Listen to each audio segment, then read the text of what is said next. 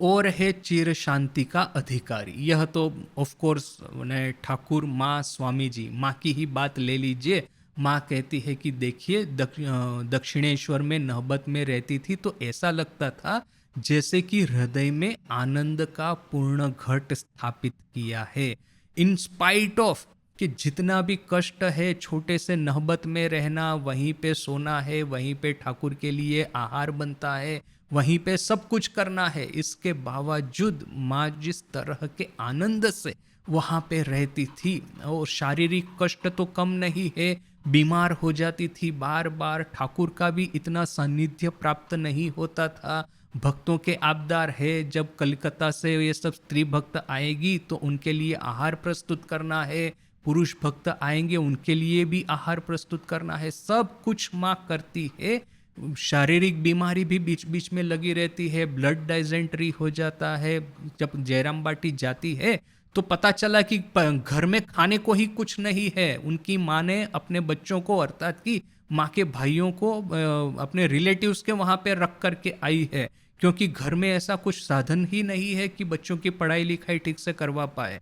तो जयराम बाटी माँ के घर जाती है तो खाने की समस्या, वहाँ पे भी बीमार हो जाती है। रास्ते में पैदल चल के आती है, वहाँ पे बीमार हो जाती है। दक्षिणेश्वर में बार बार बीमार हो जाती है। इसके बावजूद माँ क्या कहती है, हृदय में जैसे कि आनंद का पूर्ण घट स्थापित करके रखा है।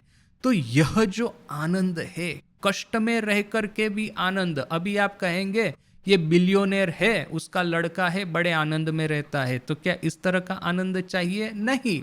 वो अभी क्या है कि उनको सब तरह की सुविधाएं उपलब्ध है। बीमार हो गए तो दुनिया के बेस्ट डॉक्टर अवेलेबल है, ठंडी गर्मी लग गया तो ये क्लाइमेट कंट्रोल, ये घर है, गाड़ी है, एंटरटेनमेंट चाहिए तो दुनिया भर के टूरिस्ट प्लेस है, वहाँ पे पर्सनल जेट में बैठ करके वे लोग कभी यहाँ पे बैंकॉक चले जाएंगे, कभी ये पेरिस चले जाएंगे, कभी ये यहाँ पे चले आएंगे, वहाँ पे चले जाएंगे। तो क्या है कि अभी इन लोगों के पास में सब तरह की सुविधा है और आनंद में रहते हैं, ऐसा नहीं।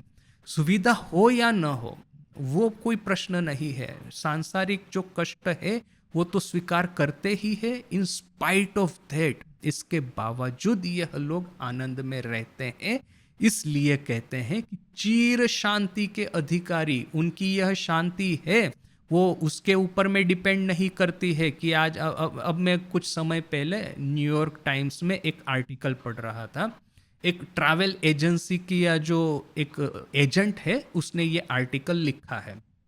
अभी ये ट्रैवल एजेंसी है वो मिलियोनेर है, बिलियोनेर है, उन लोगों के लिए जगत में ये जो विश्व प्रसिद्ध स्थान है, पर्यटन स्थल, वहाँ पे जाने का बंदोबस्त करती है ये ट्रैवल एजेंसी।